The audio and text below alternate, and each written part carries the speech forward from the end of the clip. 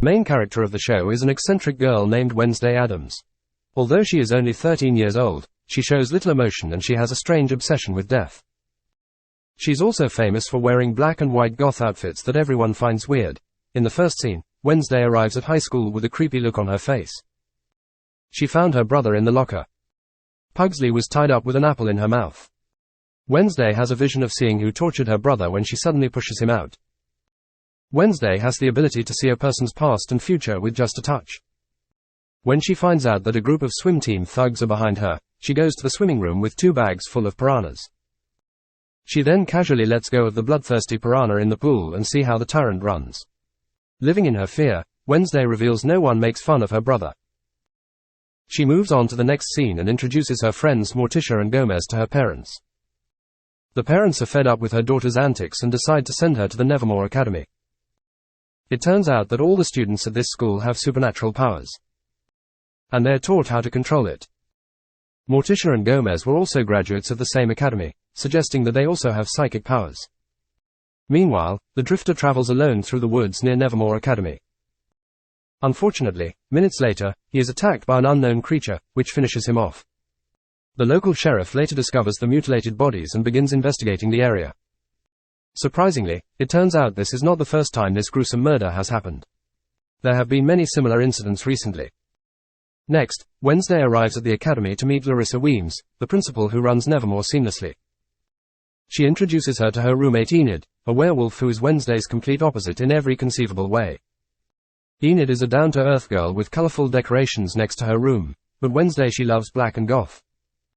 Enid will then do Wednesday's grand tour. Academies with reference to the most important school groups. Fangs, Hides, Stoners, Scales.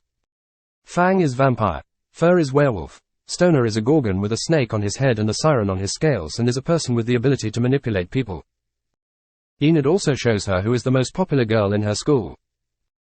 Beautiful siren Bianca Barkley and her ex-boyfriend, death artist, Xavier Thorpe.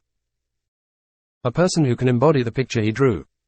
Meanwhile, when the Addams family departs, her car, Gomez, lets go of Thing, a severed living hand.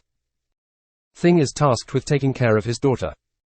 The next day, Wednesday attends a fencing lesson, where she faces off against the formidable Bianca. After some back and forth, the girls end up with the same score, so they decide to remove their masks and fight until someone draws blood first. Fortunately, a death artist, Xavier, arrives just in time and pushes her out of her way. Wednesday immediately returns to her room, but she suspects someone is watching, so she searches her room and finally finds her hand. Matter. When she realizes that she is her own parents, Wednesday threatens Hand to keep her loyal to her or lock him in a drawer. Frightened, Thing vows to be loyal to her. She needs to complete a mandatory therapy session for Wednesday's piranha prank. So Principal Larissa takes her to her therapy session in Jericho, a small town outside of Nevermore. She sees a therapist, but she says nothing. Instead, Wednesday has another idea. She excuses herself in the bathroom and escapes through the window. Outside, she happened to run into a man. Suddenly she sees a vision witnessing the death of a man. Frightened, Wednesday goes to a nearby cafe. There she meets the sheriff's son. Tyler is also a barista.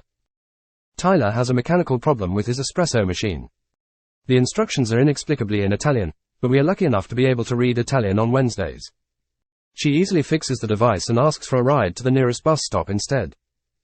But before Tyler can give her reply, 3 of her thugs in her pilgrim costumes suddenly walk into her shop and taunt her. Her Wednesday tries to ignore her, but when she can't stand it anymore, she fights back and easily knocks her out. Sometime later, Superintendent Larissa comes to the shop with the sheriff and notices the carnage. Angered, she kicked her out of town on Wednesday after verbally abusing her. On their way to the academy, they get into a terrible car accident. The victim is the same man she saw in her vision on Wednesday. Later that night, she plays a haunting song on the cello on her dorm balcony. It's a full moon night, and some werewolf voices are heard in her background. However, Enid, who is a werewolf herself, reveals that he will not join him because he cannot transform. Meanwhile, Singh stopped by Tyler's room and asked him to call Wednesday. Frightened but obeying, the two start a video chat. Wednesday asked Tyler to meet her at the Harvest Festival the next day, insisting it would be fun. But really, she just wants to run away from the academy. Still, the goth teenager manages to catch up with Tyler. The two were about to flee the scene when Wednesday ran into one of his classmates, Rowan. He immediately ran into the woods, and since she touched him on Wednesday had a vision. Rowan was beaten to death by someone. Frightened of her, she had a change of heart and followed him to break the news. But before she can say anything, Rowan uses her telekinesis to pin her high in a tree.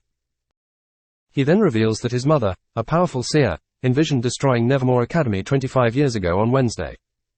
He then begins to suffocate her with his telekinetic powers, but suddenly a giant monster flies in, tearing Rowan to pieces and disappearing into the air.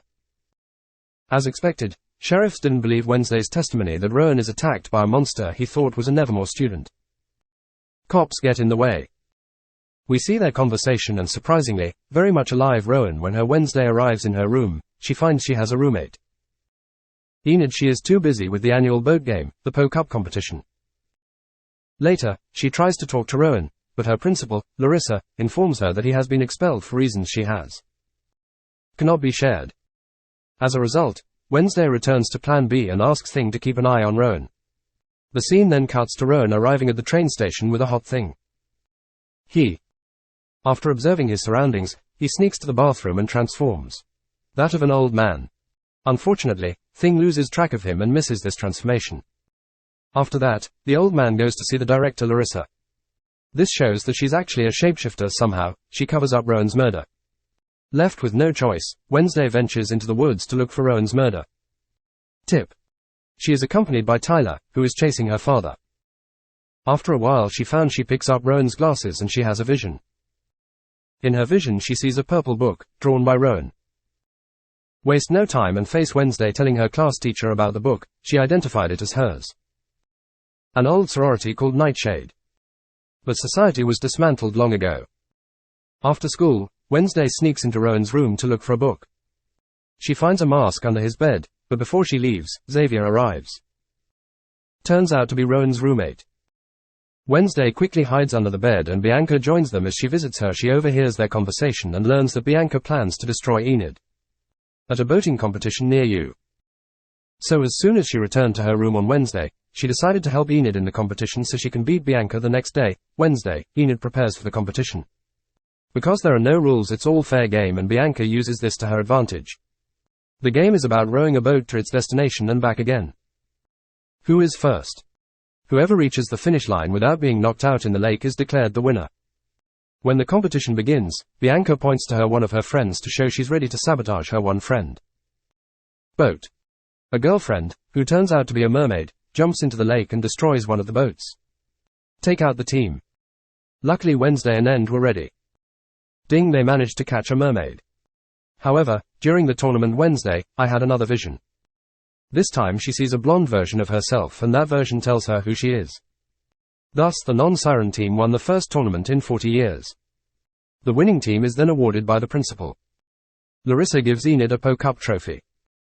But I can't stand Wednesday. She finds her solace in Edgar Allan Poe, a former Nevermore student. School.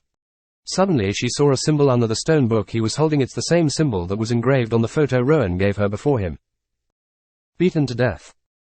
Wednesday quickly solves a series of puzzles carved into the book. In other words, find a hint, snap twice. When she snaps twice, suddenly incognito a corridor will open to reveal a hidden room. There, Wednesday successfully found Rowan's book.